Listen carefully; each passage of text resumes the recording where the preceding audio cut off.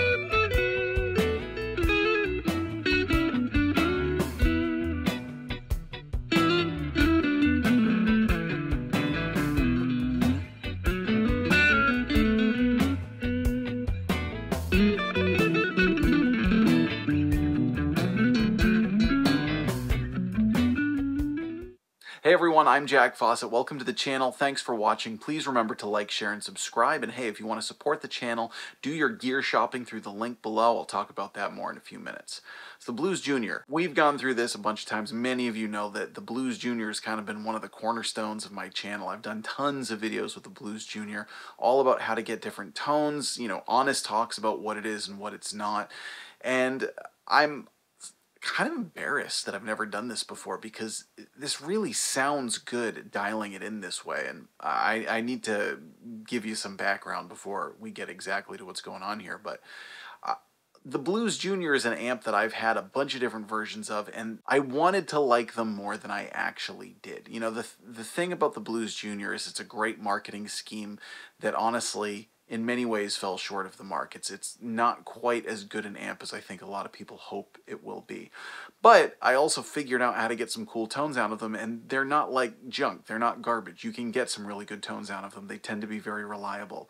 They work well with a lot of different guitars if you know how to dial them in. One of my general rules was always to keep the treble and the mids backed off a bit, because it can be harsh sounding, and also to push the bass a little bit more, which can make the amp sound bigger than it actually is. Now, what that always led to was kind of a silkier, smoother tone. Didn't have necessarily a lot of sparkle, didn't necessarily sound great if you really tried to drive the amp, but for a nice, very, very pleasant to listen to clean tone or an edge of breakup tone, it worked pretty well, and would also take pedals well that way. And I've also historically said use little of the reverb, because the reverb can get too bright and splashy, and just don't use the fat switch, because the fat switch kind of makes everything a little like that. And I mean, honestly, I stand by those things. In all the videos that we've done, I've gotten some what I think are really great tones, and gotten some great feedback from all of you people who've said that, it's really helped you dial in Blues Juniors. But what's embarrassing for me is, see, I have this phrase that I like to use, which is use your ears and not your expectations. And sometimes I need to remind myself to follow my own advice. The nature of that phrase is, don't worry about where the knobs are set to or what the knobs are set to. Find a spot where the amp sounds great, and just let your ears be the judge of that, not your eyes. Because we can get too tethered to thinking that an amp should be at this setting or it should be at that setting in order to sound good.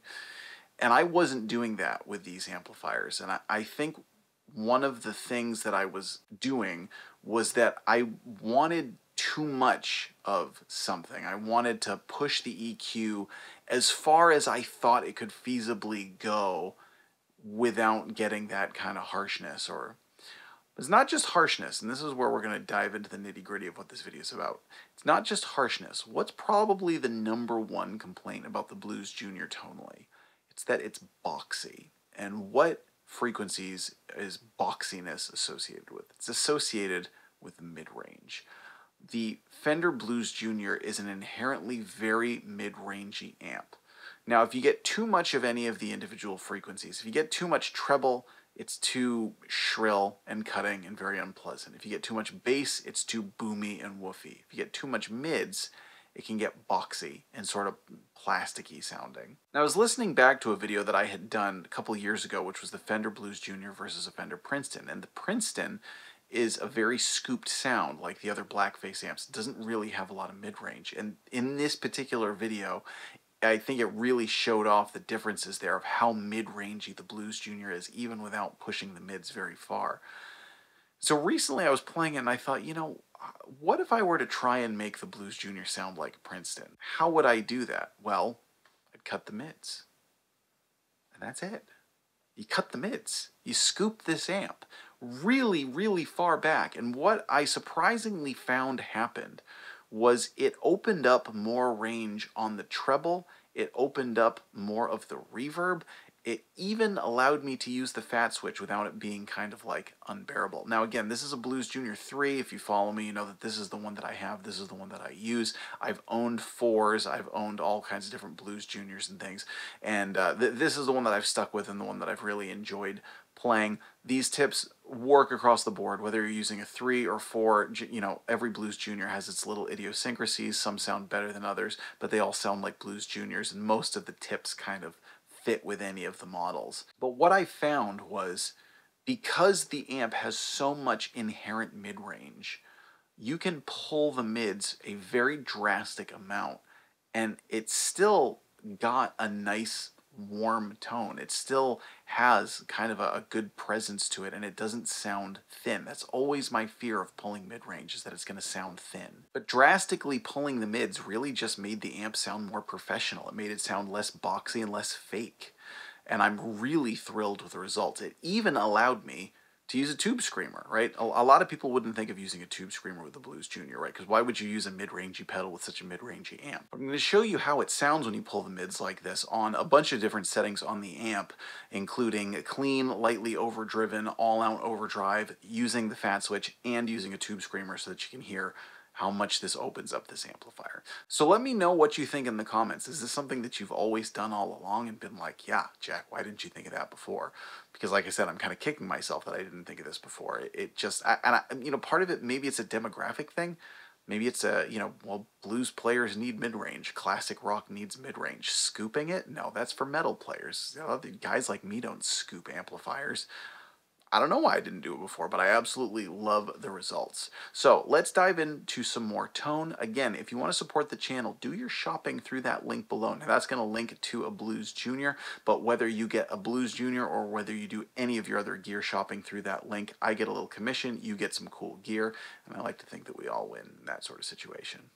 If you want to find other ways to support the channel, hey, if you send me a tip of $7 or more, I'm going to give you access to all of my music downloads, including jam tracks. And if you upload a video of yourself jamming to one of my jam tracks, if you tag me in it and mention what the song is in the title, I'm going to share it on my webpage. Great ways to support me, help me do what I'm doing.